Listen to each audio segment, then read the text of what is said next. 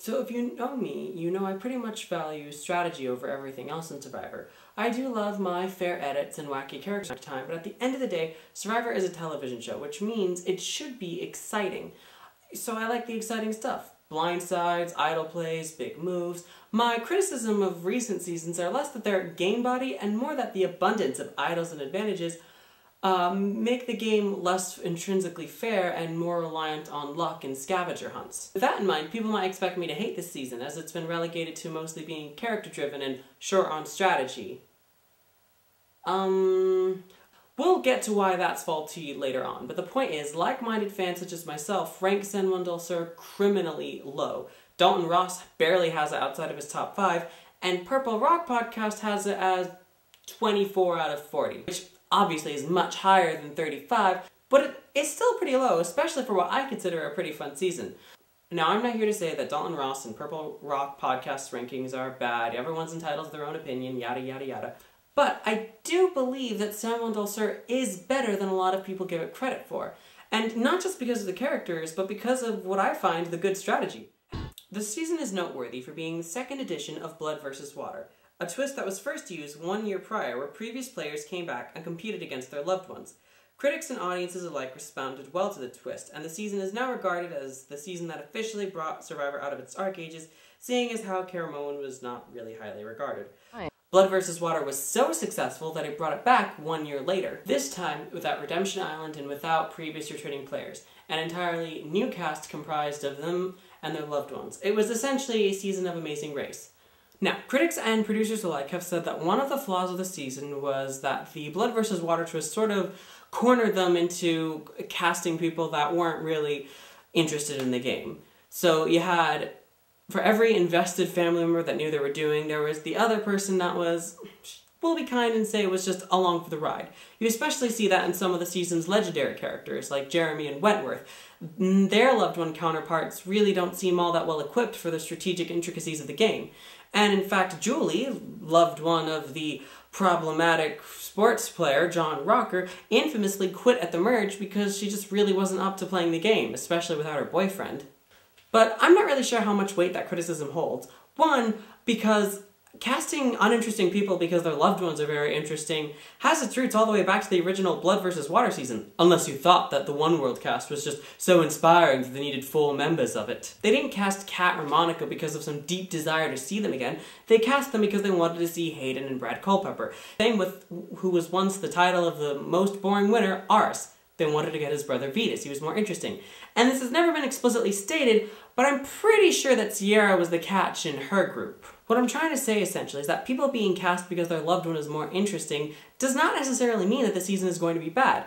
Because, as we've established, people really like Blood vs. Water. Not every person needs to be that invested in the game because, repeat it with me, Survivor is not an ensemble. Sometimes, some characters are more important than other characters, just like a real story.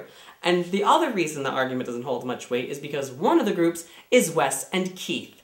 And Wes is the superfan of that group, apparently. And he's arguably more inept in the game than his father is. Now, that sounds like I'm agreeing with everyone else and think that San Juan del Sur is bad, but for once, I don't actually mind the less than stellar gameplay. For once, I appreciate the train wreck. To me, the Blood vs. Water dynamic is inherently interesting. The strategy has an extra layer all of a sudden because the partnerships go way much deeper than duos in regular seasons because they're actually teammates in real life. I find it fascinating how the different groups respond to the mental, physical, and social challenges that is Survivor. Like Kelly and her dad, she essentially trying to walk her dad through the game even as they're dealing with the Rice Divas. On that swap tribe, there's 3 groups of loved ones, and there's Keith, who doesn't factor in anything. There's Kelly and Dale, Missy and Baylor, and John and Jacqueline. Missy and Baylor are on one side, Dale and Kelly are on the other. John and Jacqueline are the swing vote, a position they will be very comfortable with by the end. John and Jacqueline decide to pair with Baylor and Missy, and Dale and Kelly are soon voted out. John and Jacqueline are another interesting pair. Their desire to do well in the game is challenged by the fact that they don't really know what they're doing. Like I said, they're the swing votes for most of the season, and most of the time they seem befuddled or indecisive with the massive power that they hold. At the merge, they're initially going to side with Reed and Josh. In fact, had Julie not quit, Jeremy very well could have been the merge boot. But at the next round, Jacqueline doesn't respond to the boys' less than stellar manners and their dismissal of her when John isn't around, so they decide to side with Nat and Jeremy and vote out Josh. But then the next round, John votes out Jeremy in an uncharacteristic smart move. Knowing that Jeremy will not have found the idol on Exile Island, John knows that Jeremy knows that he will have found the idol, and thus he wants to get rid of Jeremy for having that information. And, despite being in alliance, him knowing you have the idol is awful. He has to go. Maybe not that smart then after all. The point being is that throughout the game, John and Jacqueline are very indecisive and wishy-washy about who they'll work with throughout the game. And, with the exception of the Jeremy vote, all their decisions are based entirely on personal grievances and have nothing to do with strategic value. But that's what's so fascinating to me, because it's not just their game that's into question, their whole relationship might be in question. Survivor is a stressful game, and watching how couples either work through that or crumble under the pressure is incredibly interesting to me, because I am a terrible person. Whether it be Jacqueline giving John the silent treatment, whether it be Baylor doing everything her mom tells her to, whether it be Josh and Reed working together as one unit to carefully put their plans in motion only for it to go awry, or whether it being Wes and Keith being Wes and Keith. Speaking of which, this season is goddamn hilarious, in no small part thanks to Wes and Keith. First off, every second Wes and Keith are on screen is comedy gold. Like the time Wes talks about the time he was in a nugget eating contest, or that time that he reminds Jeff Probst that he was naked carrying a breakfast tray on 2.5 Men, or the time Wes eats too many tacos and Keith's brilliant prognosis is... Alright, as long as you keep burping, I guess you're okay. Well, I guess if you're burping, you're still good. Brilliant. Absolutely brilliant. The whole Huyopa tribe saga is amazing. They're just a complete and utter failure in pretty much every aspect of the game. First of all, the tribe with 2 firemen lose their flint. They put their flint down and they misplace it. So after losing the flint, they ask Jeff if they can barter their beans for another piece of flint. Jeff says they have to give up their fishing gear, and Huyopa agrees. Well, a couple of episodes later, they find their flint, and Drew's all like, oh, we should go and barter this other flint for the fishing gear, because I really want that fishing gear. And the rest of the Huyopa tribe is like, no, that's a terrible idea, Jeff will laugh us out of the arena. And so then they go to it, and Drew barters the flint that they just got for the fishing gear, and Jeff once again laughs in their faces and tells them no. And so despite their misadventures at camp, they've been dominant in pretty much every single tribal challenge. But soon, we're about to find out why that is. You see, around day 11, during the tribe sup, we see that Huyopa is almost out of rice. They have maybe 2 scopes, if that, left. They have eaten 39 days worth of rice in less than 2 weeks, which is probably why Huyopa suffered so much in challenges. They barter with Jeff yet again, and this time he takes every single comfort item they've won during all the reward challenges that they've won throughout the game. I don't even really know what to say to this. It's just perfect. In fact, if the post-merge portion of the game is brilliant because of Natalie's awesome gameplay, then the pre-merge portion of the season is great. It's just because it's so entertaining to watch Huyopa constantly, repeatedly crap on themselves. And I'm not usually one to take enjoyment in other people's misery. I do not usually take part in Schadenfreude. It takes very little for me to experience secondhand embarrassment for somebody, even fictional characters over television. But here I'm just laughing my ass off at how these dumbasses are even functioning. They have 1 brain cell together, and Natalie has it. She has the brain cell. How does a strategy nerd like myself enjoy a season that is mostly just character-driven? Well, first of all, it's time we got rid of the dichotomy that is strategy and character-driven. Usually good seasons have both of them, and I don't know where all of a sudden we decided that was one or the other. But besides that, because this season has some great strategy. I've always been a firm believer in the theory that while Kageyama may have kickstarted the era of big moves, it was definitely San Juan del Sur that solidified it. Almost every post-merge tribal council has something epic happening at week to week. And besides the stick to the plan and maybe the Baylor blindside, it's not like we really haven't seen this stuff before. Getting voted out with an idol in your pocket? Been there, done that, ho-hum. Alec going home and a vote split gone wrong? I mean, great, and that's very innovative of Natalie, but again, it's not like we haven't really seen that before. No, it's the fact that this is happening at almost every single tribal council post-merge. There's not a single easy vote besides the Reed one. It's the fact that crazy stuff like this is happening at every single tribal council. Kageyama and Salmon Del Sur solidified the big moves era, and every season after that was just trying to keep up. People harp on Cambodia for being the season that kickstarted this, and for one that making production wanted to manufacture their preferred unpredictable gameplay story mode. But to me, Cambodia doesn't have that level of gameplay if Kageyama and Salmon Del Sur did not happen. Anyways, holy shit, this stuff was so exciting watching week to week. Every episode, you never knew it was going to happen, and it just kept surprising you and upping the ante. This is partly why, unlike One World or Gabon, I don't mind the terrible gameplay from people like Keith. Because without Keith's colossal fuck-up, this season just ends up being Reed drags his goats to the end for an easy cakewalk to victory.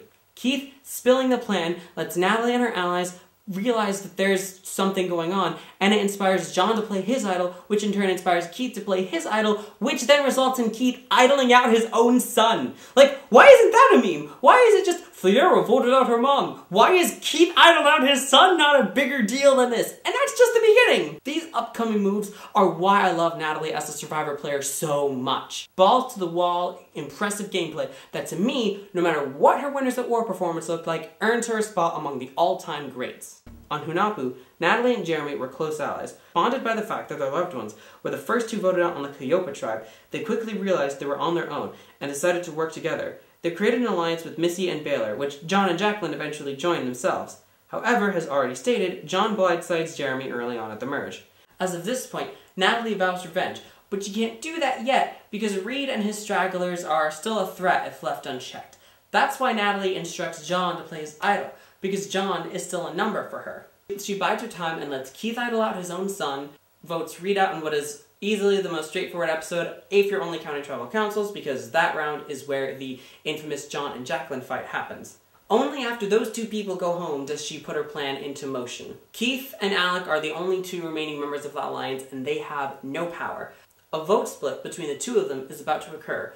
Baylor and Natalie were actually going to get John out here, but John wanted immunity, so they have to wait. With 7 people left in the game, and Keith and Alec willing to do anything to survive, a 4-3 vote split is being talked about. They want to get Keith out because he's more of a wild card, but that's exactly why Natalie wants him to stay. Alec is far more loyal to John when push comes to shove, and so he'd be less willing to help Nat take him out.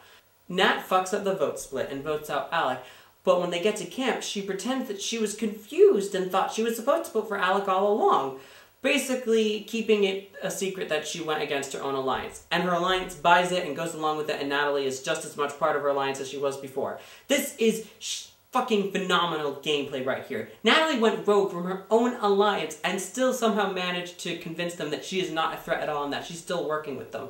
This is just amazing. And I'd like to take this opportunity to point out that with Boston Rob and Kim's dominance, Tony's craziness, Tyson's dominance, Denise's sheer awesomeness, Sophie and Cochrane's social awareness, and now with Natalie's incredible gameplay, Natalie is the last in what is easily the best, longest stretch of just awesome winners. Seriously, what artists? They should be celebrated as Survivor icons. With her careful precision and deliberate strategic moves, Natalie has successfully put herself into a position where pretty much everyone else remaining wants to take her to the end, but she has no perceived blood on her hands, and she has no votes to her name. I'm sorry, what? Oh, Natalie's not done? Oh, she has one more awesome move? Well then proceed. So, as if being far and away the best player in the game, yet with seemingly no threat level whatsoever, she should be set, right? But then she starts to question the wisdom of bringing a completely unbroken pair of loved ones to Final Tribal Council together. That might be a pretty big resume booster for them.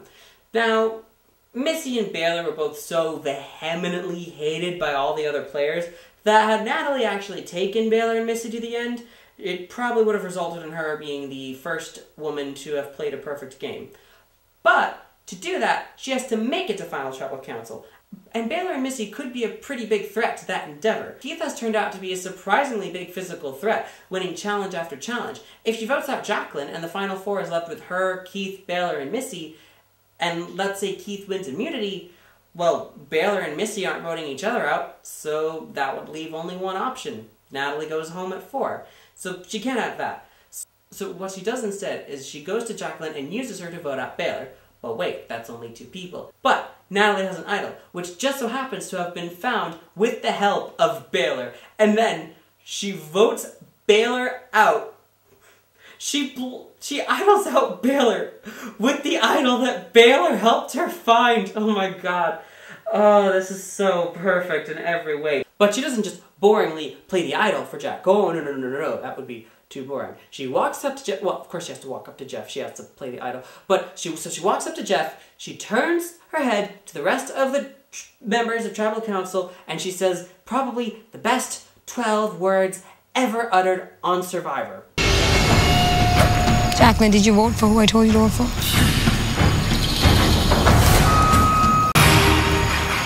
I'm playing this for Jack. Okay. At the risk of being hyperbolic, I think that might be my favorite Survivor moment ever that didn't involve Parvati or Wentworth in some way. Like, holy shit, that was amazing. What theatrics, what brutality. We have no choice but to stand. And she blindsides them 3 times. First, when she pulls out the idol, but then they get over that real quick because they think, oh, she's just gonna play it for Baylor and Missy. And then Baylor's name pops up and just like, God, I just love this season so much. It's the perfect package of everything you would want in a season of Survivor. Yes, this cast is strategically inept, but that's the fun of it, because in the midst of all those clueless fools, there's one person who is a masterclass of how this game is supposed to be played. As I was piecing together the description of that season, it started sounding eerily similar to my description of One World, and all of a sudden I was like, hey, wait a minute, what makes this season great because of that, but One World awful? And then it didn't quite hit me until I was watching the season for the next review, Island of the Idols. That season has numerous flaws, one of them paling the rest of them in comparison, but one of the less terrible flaws is that for some reason, everyone, including people not named Tommy or Lauren, find it like a personal affront to them when they hear that anyone is daring to vote for Tommy or Lauren. It's still horrible gameplay, but a different kind of horrible. A more boring horrible. And that's the key difference. The horrible gameplay populating seasons like One World, Ghost Island, and Island of the Idols make Tommy, Wendell's, and Kim's jobs seem all that less impressive. Because from our perspective, they didn't really have to do anything. People are literally laying down their Survivor lives for them. Now obviously it is very impressive of them because they had to get themselves into a position where everyone would be willing to follow head over heels for them, but it doesn't translate well to TV, and it's not very entertaining. It just reads like the rest of the tribe is not playing the game. Here, the stupid players are all trying their damnedest to win the game. Heaven knows they're not doing a very good job at it, but everyone's in it to win it. Keith's utterance of stick to the plan came from his desire to win the game. Natalie actively has to work around the terrible gameplay on display, and she does it masterfully. And also, one cannot discount the numerous hilarious moments of the season. Like shit, One World wished it had something as singularly funny as 8 helps.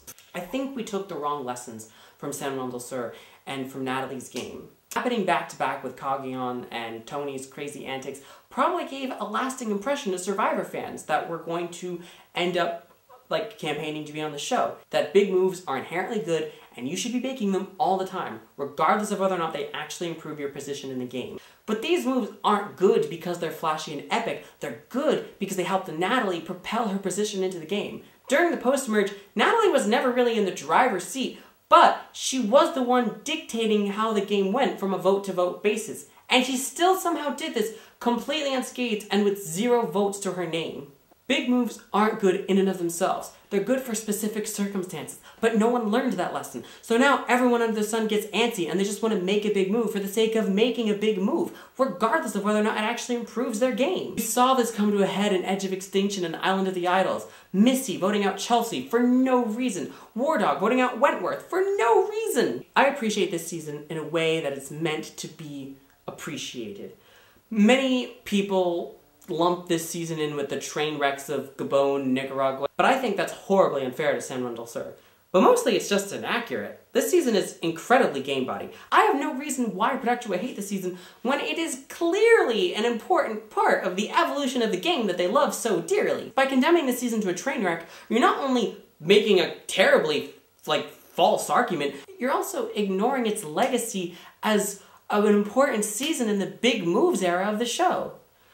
But if fans in production want to hate a season that produced 2 winners, multiple 3-timers, and produced some of Survivor's biggest stars while also having a bunch of nobodies, that was smack dab right in the middle of one of Survivor's best eras, well, then I guess no one's lost but yours.